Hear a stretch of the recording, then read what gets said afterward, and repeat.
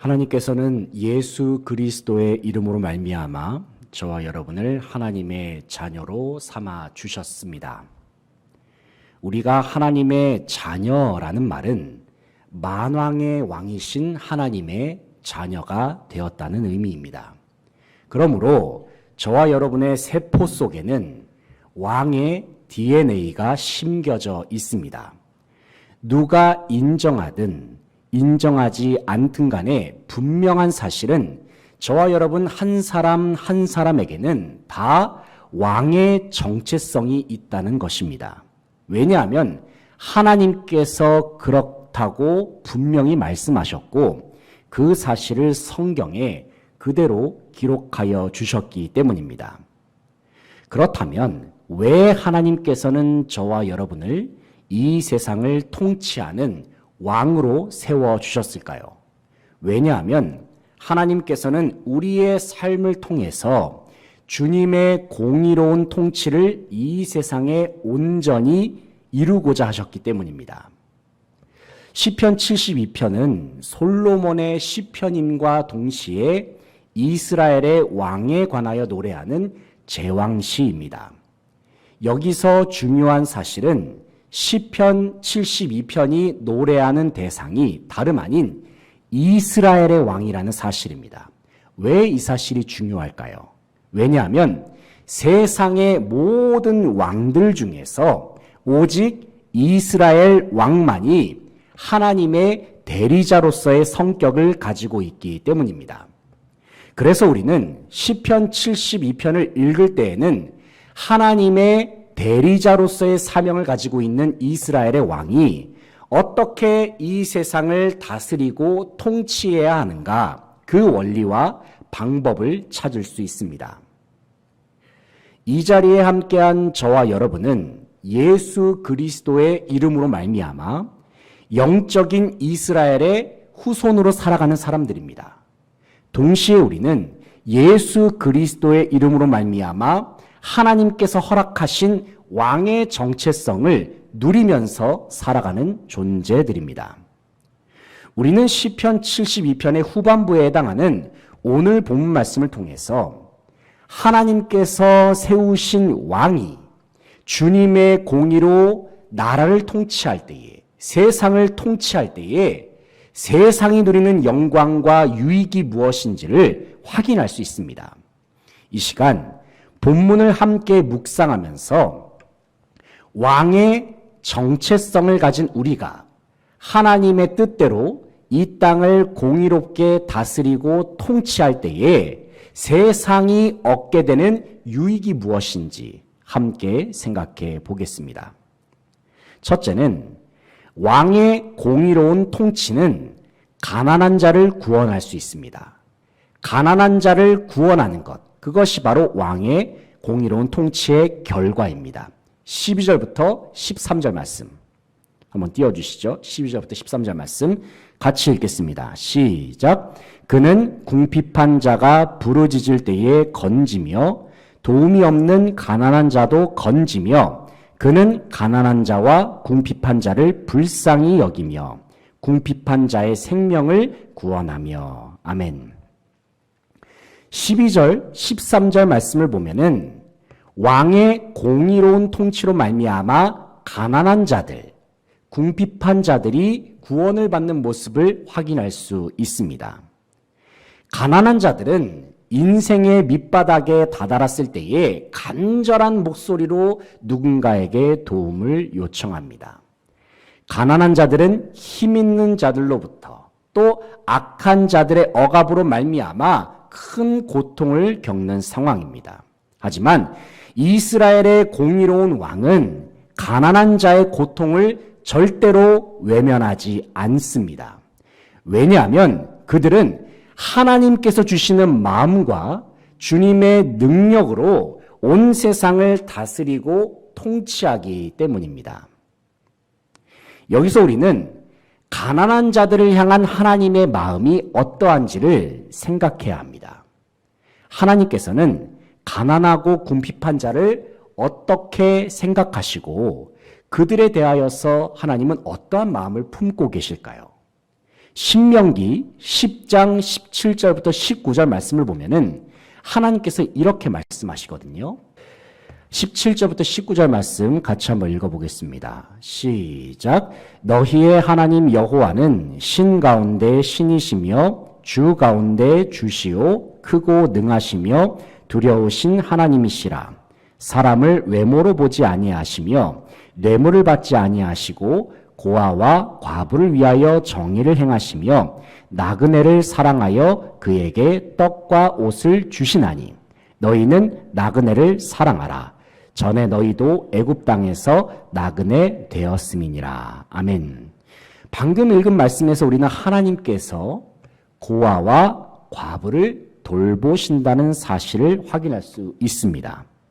또 시편 68편 5절에서 우리는 고아와 과부를 향한 하나님의 마음이 어떠한지를 다시 한번 엿볼 수 있습니다. 시편 68편 5절 말씀 화면 보여주세요. 5절 말씀, 68편 5절 말씀 같이 한번 읽어보겠습니다. 시작. 그의 거룩한 처소에 계신 하나님은 고아의 아버지시며 과부의 재판장이시라. 아멘. 우리는 여기서도 마찬가지로 하나님께서 고아와 과부, 나그네와 같은 이 세상에서 소외되고 궁핍하며 가난한 자들을 마음 깊이 생각하시고 돌보신다는 사실을 확인할 수 있습니다. 바로 이러한 하나님의 마음을 품고 이 세상을 통치하는 왕은 하나님께서 귀하게 여기시는, 특별히 가난하고 소외된 자들을 절대로 외면할 수 없습니다. 하나님께서 우리를 예수 그리스도의 이름으로 말미암아 왕 같은 제사장으로 세워주셨음을 기억할 때에 우리가 이 세상에서 감당해야 할 사명은 너무나도 명확합니다. 그것은 아직까지도 이 세상 속의 깊은 어둠 속에서 방황하는 자들, 지독한 가난과 궁핍으로 인하여 헐벗은 자들을 돌보는 것입니다. 그러나 우리가 이 세상 속에서 가난한 자들에 대하여 생각할 때에는 단순히 물질적으로 가난한 사람만을 생각하기가 쉽습니다. 하지만 본문에 기록된 가난한 자는 단순히 물질적으로 가난한 사람뿐만이 아니라 영적으로도 가난에 처해 있는 사람을 포함합니다.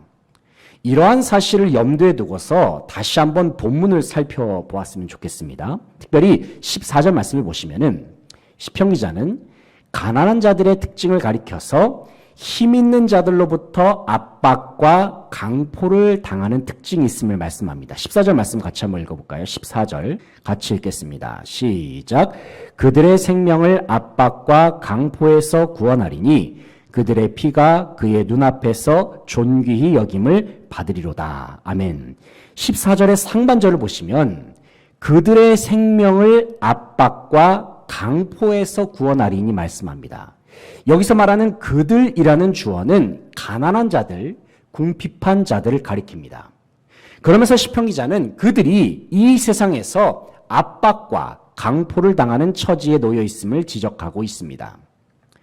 우리가 이 부분을 잠시 멈추어 생각해 볼 때에 물질적으로 가난한 자들의 경우에는 여러 가지로 사회의 구조적인 문제, 힘과 권력의 문제로 인하여 가난에서 벗어나지 못하는 경우가 많음을 생각해 볼 수 있습니다. 이와 마찬가지로 영적으로 가난한 자들, 그러니까 주님을 알지 못하는 자들도 힘 있는 자들의 억압과 강포로 인하여 영적인 가난에서 벗어나지 못하는 경우가 허다합니다. 그렇다면 영적으로 가난한 자들을 억압하는 세력은 누구입니까? 바로 공중의 권세를 잡고 있으며 어둠을 주관하고 있는 사탄과 그의 악한 영들입니다.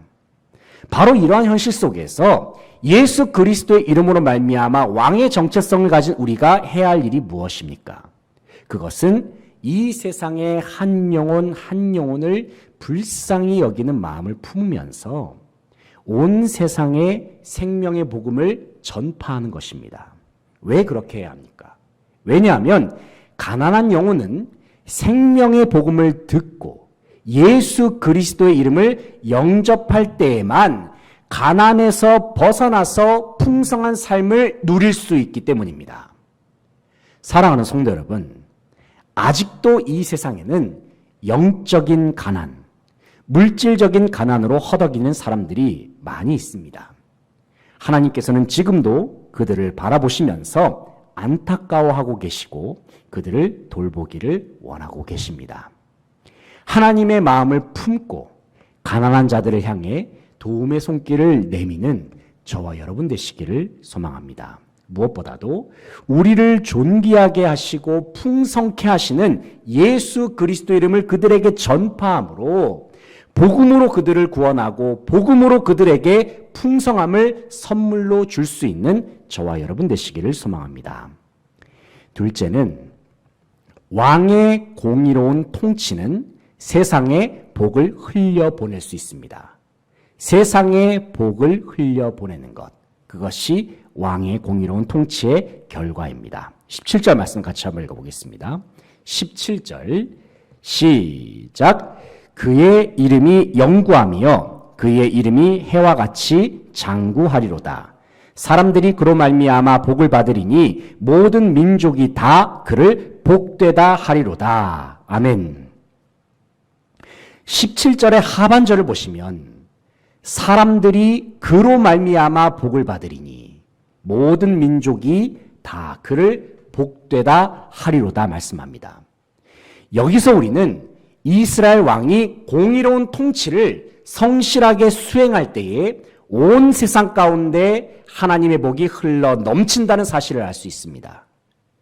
사랑하는 성도 여러분, 우리를 왕으로 불러주신 하나님께서는 저와 여러분을 복 그 자체로 삼아주셨습니다. 그리고 우리를 복으로 삼아주신 하나님께서는 저와 여러분이 속한 나라와 공동체 가운데 우리 한 사람 한 사람을 통해서 하나님의 복이 흘러가기를 바라고 계십니다. 바로 이것이 하나님의 복이 우리의 공동체 그리고 우리의 삶의 자리에 흘러 들어가는 매우 중요한 영적인 원리입니다. 창세기 12장을 보면 하나님께서 아브라함을 부르시는 장면이 나오잖아요. 하나님께서 처음 아브라함을 부르셨을 때 그에게 뭐라고 말씀하셨습니까? 아브라함으로 하여금 복 그 자체가 되게 하겠다고 말씀하셨고 그를 통하여 온 민족이 복을 받게 하시겠다고 말씀하셨습니다. 이 시간 창세기 12장 2절 3절 말씀 화면에 보여주세요. 그 뒷부분에 있습니다. 창세기 12장 2절 3절 말씀을 같이 한번 읽어보겠습니다. 매우 중요한 말씀인데요. 2절 3절 함께 읽겠습니다. 시작. 내가 너로 큰 민족을 이루고 내게 복을 주어 내 이름을 창대하게 하리니 너는 복이 될지라. 너를 축복하는 자에게는 내가 복을 내리고 너를 저주하는 자에게는, 말씀은 단순히 아브라함에게만 하신 말씀이 아니라 바로 이 자리에 함께한 저와 여러분에게 직접 하신 말씀이기도 합니다. 왜냐하면 예수 그리스도를 믿는 자들에게는 창세기 12장에 기록된 아브라함이 받는 복이 동일하게 주어진다고 주님께서 약속하셨기 때문입니다. 갈라디아서 3장 7절로 9절 말씀을 함께 읽어보겠습니다. 갈라디아서 그 다음에 나와 있습니다. 갈라디아서 3장 7절부터 9절 말씀 같이 읽겠습니다. 시작. 그런즉 믿음으로 말미암은 자들은 아브라함의 자손인 줄 알지어다. 또 하나님이 이방을 믿음으로 말미암아 의로 정하실 것을 성경이 미리 알고 먼저 아브라함에게 복음을 전하되 모든 이방인이 너로 말미암아 복을 받으리라 하였느니라. 그러므로 믿음으로 말미암는 자는 믿음이 있는 아브라함과 함께 복을 받느니라. 아멘. 창세기 12장의 복이 우리의 복이라는 거예요. 놀라운 말씀 아닙니까? 갈라디아서 3장 9절에서 뭐라고 말씀하고 있습니까? 믿음이 있는 자들, 다시 말해서 예수의 이름을 믿는 자들에게는 아브라함과 함께 복을 받는 은혜가 주어진다고 하나님께서 약속하여 주셨습니다.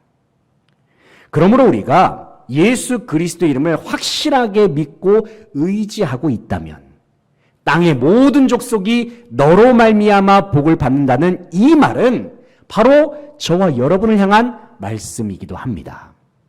우리의 머릿속에 예수님의 생각을 담고 우리의 가슴 속에 예수님의 마음을 품으면서 이 세상을 사랑하고 섬긴다면 우리를 통하여 하나님의 복이 반드시 이 세상 가운데 흘러 들어간다는 사실을 믿으시기 바랍니다. 그렇게 될 때의 세상은 당연히 하나님의 사람들을 우러러볼 수밖에 없고 그들에게 감사하지 않을 수 없습니다. 오늘 본문은 바로 그러한 장면을 우리에게 묘사해 주고 있습니다. 본문 15절 16절 말씀을 함께 읽겠습니다. 시작.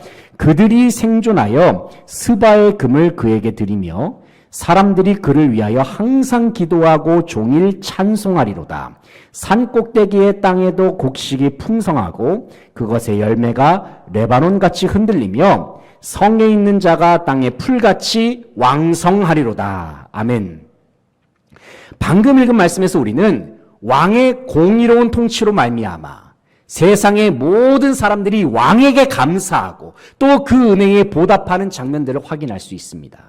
그들은 왕의 도움으로 말미암아 왕에게 가장 귀한 예물을 가지고 옵니다. 왕을 위하여 마음을 다하여 기도해 줍니다. 그리고 세상은 왕의 이름을 노래하면서 칭송하고 있습니다. 이처럼 하나님께서 세우신 왕이 이 세상 속에서 하나님의 마음으로 공의롭고 지혜로운 통치를 감당케 되면 세상은 하나님의 복을 우리를 통해서 풍성한 복을 누릴 수밖에 없습니다. 그리고 세상은 하나님의 복을 전해준 왕에게, 바로 저와 여러분에게 감사하지 않을 수 없습니다.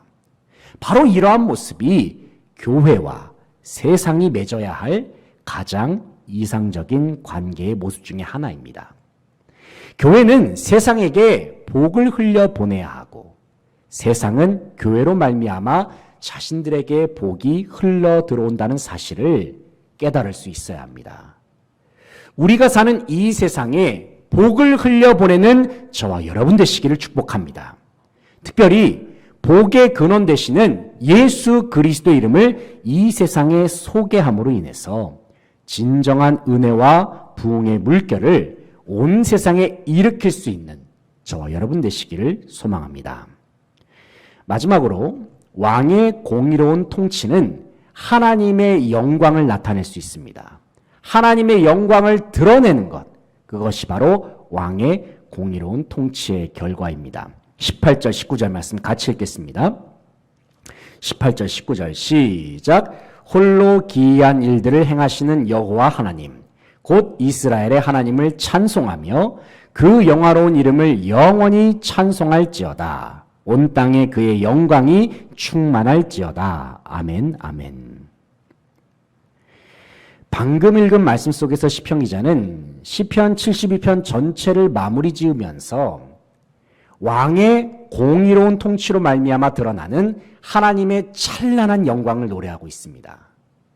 19절의 하반절을 보면 시편 기자는 하나님의 영광이 온 땅에 충만할 것을 선포합니다.